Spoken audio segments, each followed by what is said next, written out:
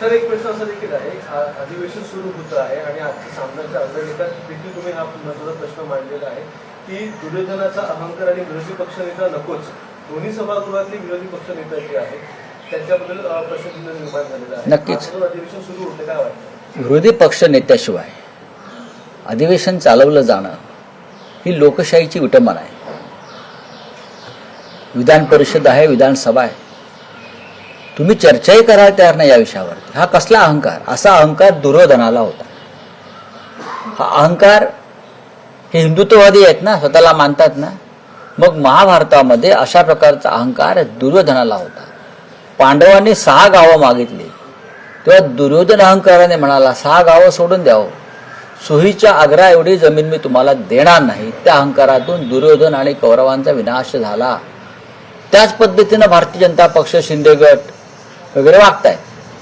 अजित पवारांची भूमिका ही विरोधी पक्ष नेतेपद असावं या मताशी ते वारंवार बोललेले आहे की दोन्ही सभागृहात विरोधी पक्ष नेता नसेल तर ते सभागृहाला मजा नाही, अर्थ नाही काही.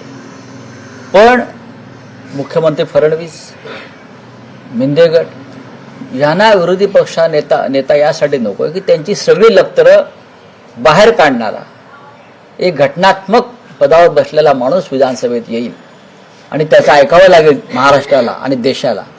त्याच्यामुळे विरोधी पक्षनेता हा दोन्ही सभागृहात नेमायचा नाही.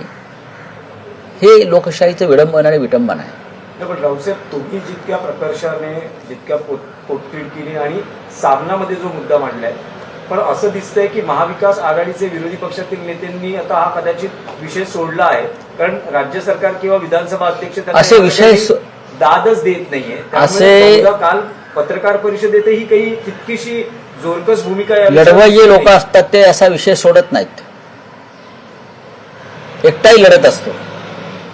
छगन भुजबळ एकटे होते विधानसभेमध्ये. हेच उदाहरण काल सरकारने पण, उपमुख्यमंत्री आणि मुख्यमंत्र्यांनी पण दिलं की विरोधी पक्ष नेत्या पदाची काय गरज आहे. एकटे भुजबळ होते, विरोधी पक्ष दळाणून सोडायचे. विरोधी पक्ष नेते तेव्हा होते ना, विरोधी पक्ष नेता तेव्हा होता. भुजबळ असताना सुद्धा नेता होता ना.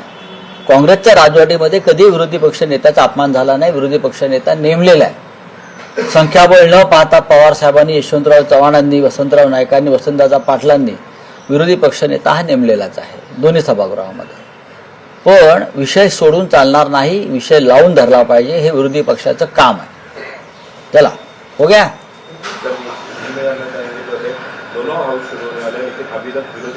देखिए, leader of opposition Lok Sabha, Rajya Sabha, Vidhan Sabha, Vidhan Parishad में रहना ये एक लोकतंत्र की बहुत बड़ी जरूरत है.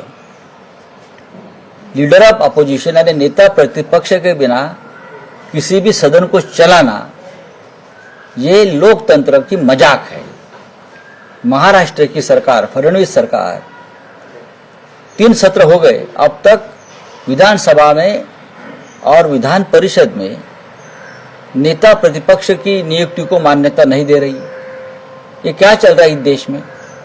क्या ये संविधान के खिलाफ नहीं है? आप संविधान की बात करते हो ना, तो महाराष्ट्र जैसे राज्य में, बड़े राज्य में आपका इतना बहुमत है, फिर भी आप नेता प्रतिपक्ष से क्यों डरते हो?